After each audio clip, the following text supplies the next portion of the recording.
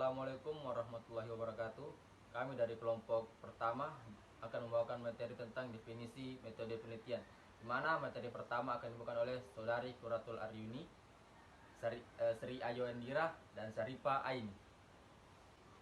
Ya, materi pertama saya akan membawakan tentang pengertian tentang metode penelitian. Ialah langkah yang dimiliki dan dilakukan oleh peneliti dalam rangka untuk mengumpulkan informasi atau data.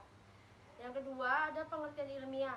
Di sini pengertian ilmiah merupakan suatu kegiatan yang sistematik dan objektif untuk mengkaji suatu masalah dalam usaha, contohnya yaitu membuat laporan penelitian.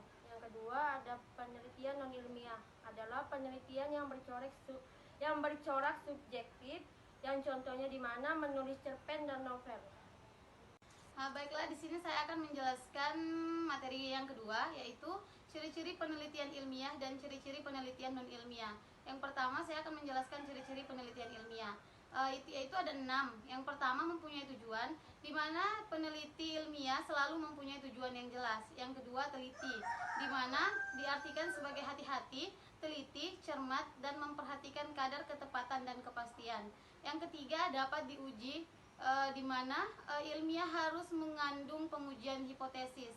Yang keempat, dapat diteliti ulang, di mana penelitian ilmiah ini harus dapat menunjukkan bahwa hasil yang diperoleh dapat ditelaah ulang menggunakan data atau situasi yang berbeda. Yang kelima, akurat dan meyakinkan.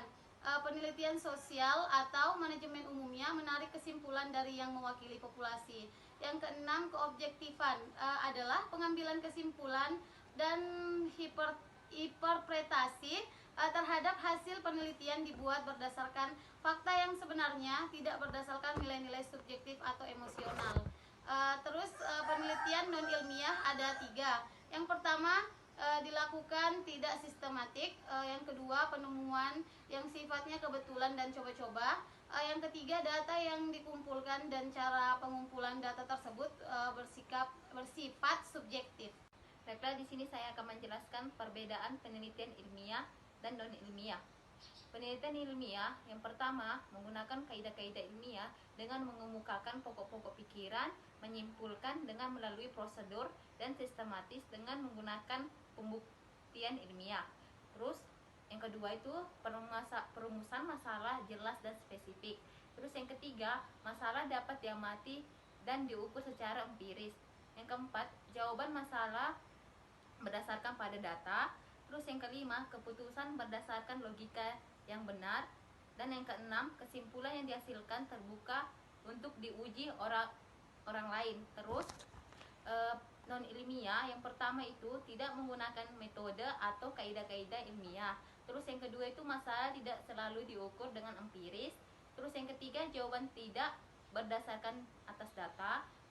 Terus yang keempat, keputusan tidak berdasarkan logika yang benar. Terus yang kelima, kesimpulan yang dihasilkan tidak diuji orang lain. Baiklah, itu saja materi presentasi kami untuk hari ini. Sekian dan terima kasih. Wassalamualaikum warahmatullahi wabarakatuh.